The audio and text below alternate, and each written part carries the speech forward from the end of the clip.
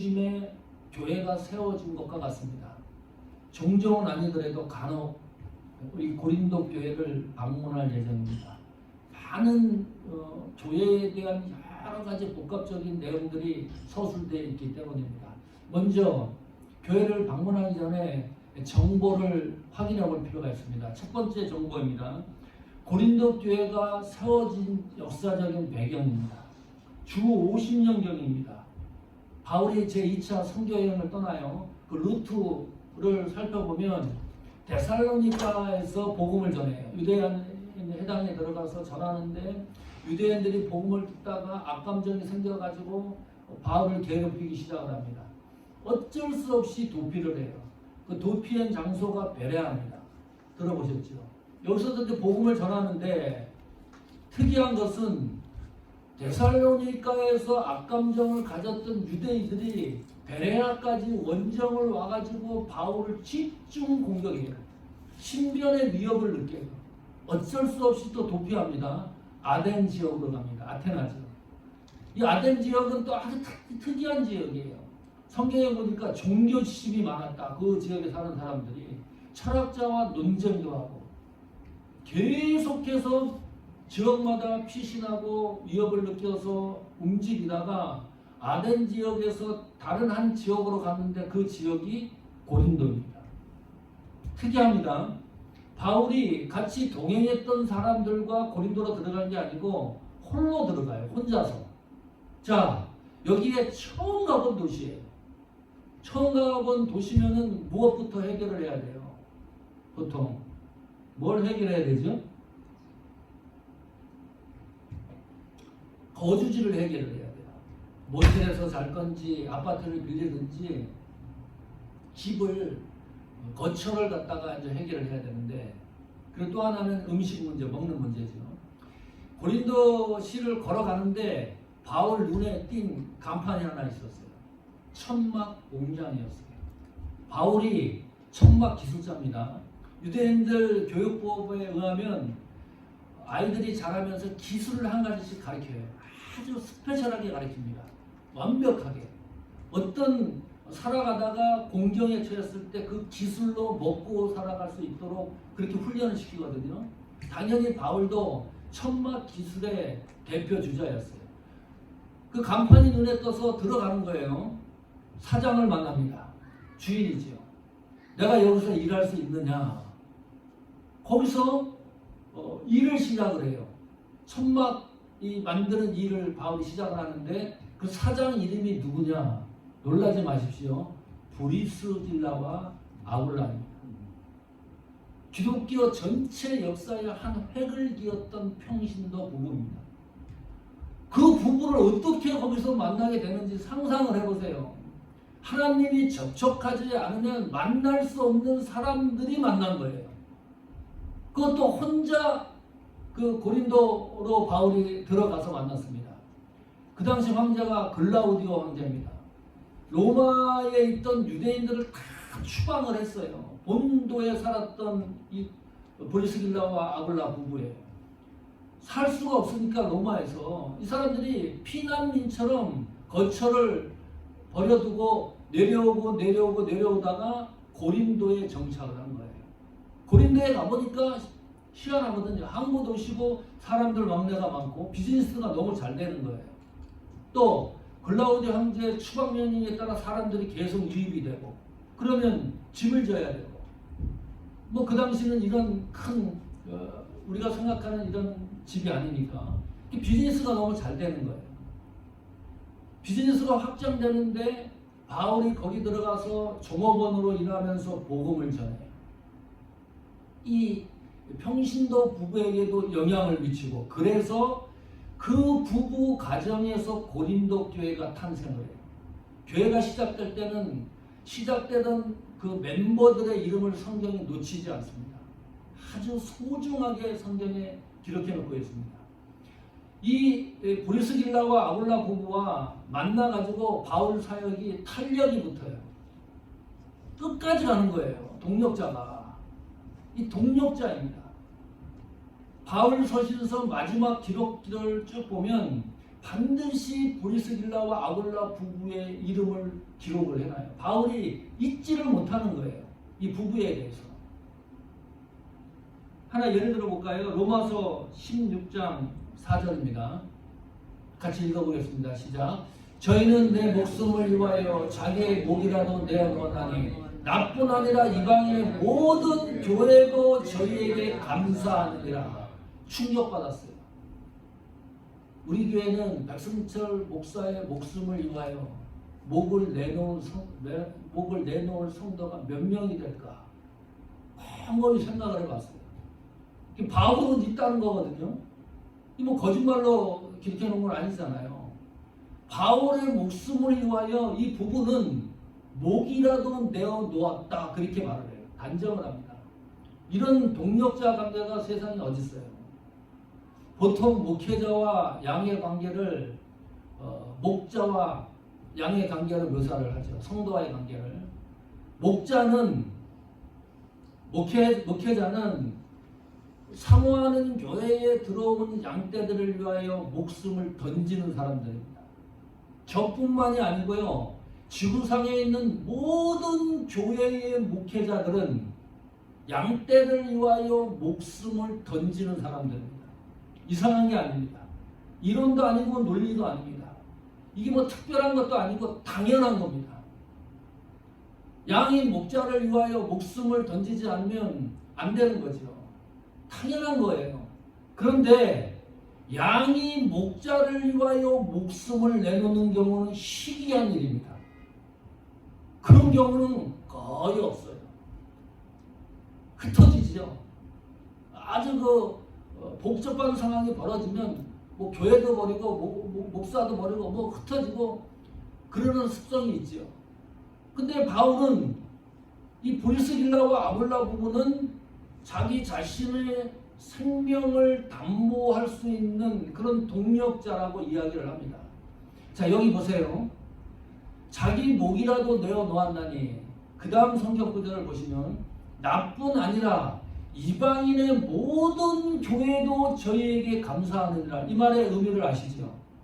바울에게만 이 부부는 목숨을 던진 게 아니고 모든 교회를 위해서 목숨을 던졌던 부부입니다.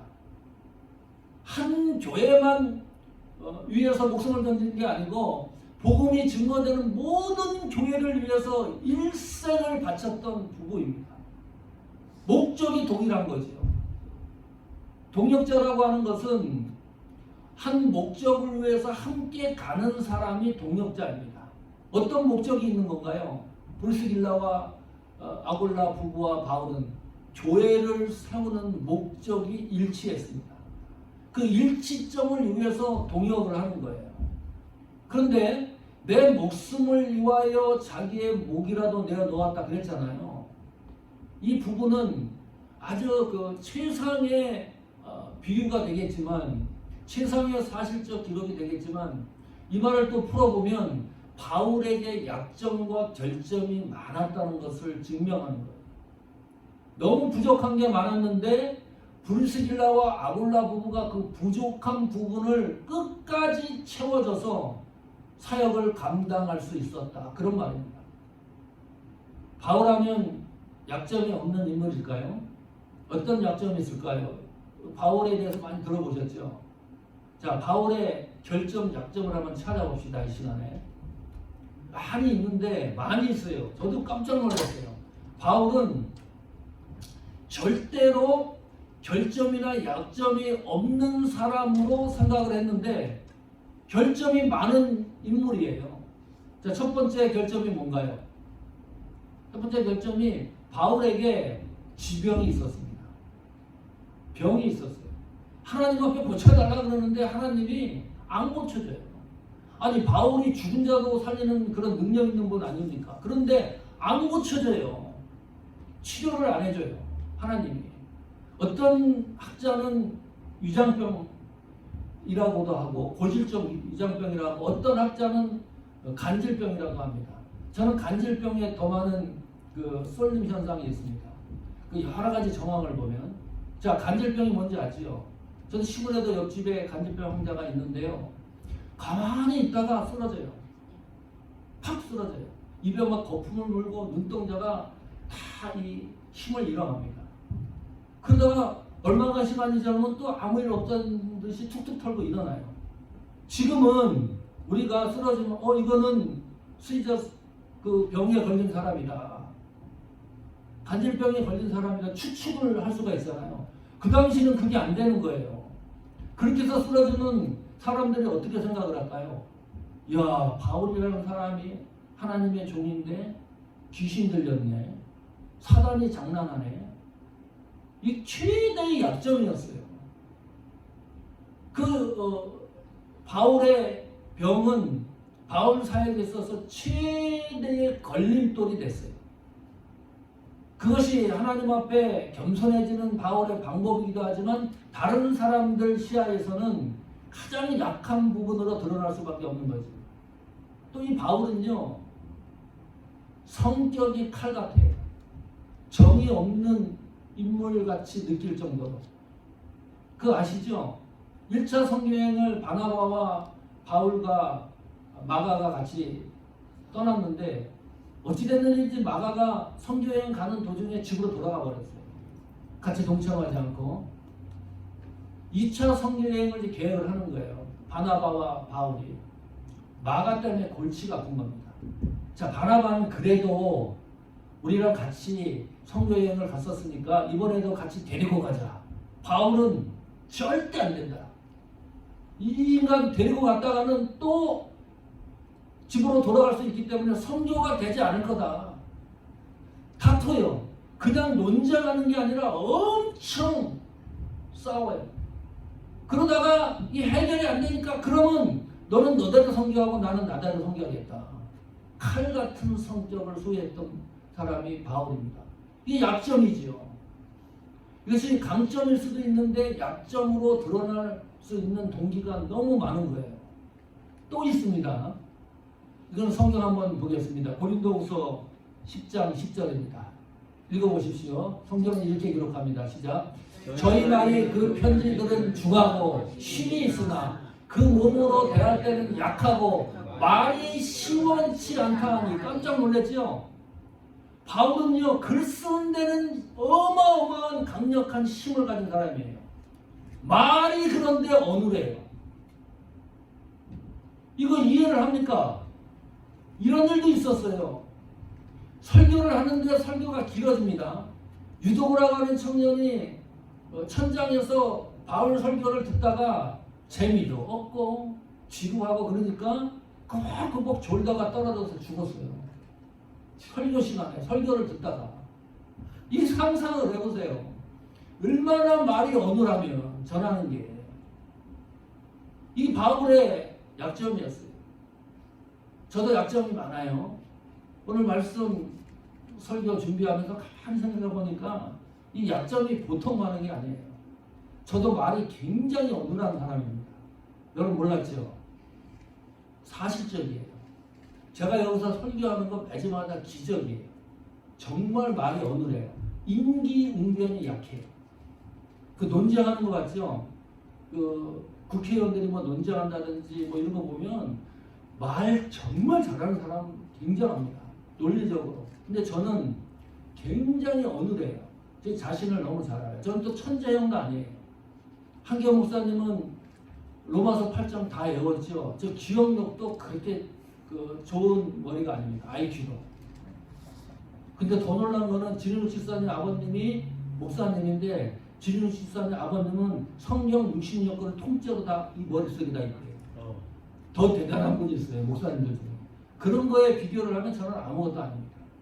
외우는 것도 굉장히 힘들고 말하는 것도 힘들고 또 사람에 대해서 굉장히 지켜보고 인내심은 있는데 사람에 대해서 빨리빨리를 못해요. 그러니까 답답하지요. 아니 목사님이 뭐 이렇게 답답하냐. 이 브리스길라와 아굴라가 동력자로 교회를 세워나가는데 끝까지 갈 수 있었던 거는 이렇게 동력자들의 부족하고 연약한 것을 채워져 가는 겁니다. 성도와 성도도 마찬가지예요. A 성도가 B 성도를 봤을 때 약한 게 있잖아요. 나는 강한 게 있고 저 성도는 너무 약해. 그런 부분을 서로 채워져 가는 거, 이게 동력자입니다. 그래서 고린도 교회가 형성이 되고 세워져 가고 확장되어져 가는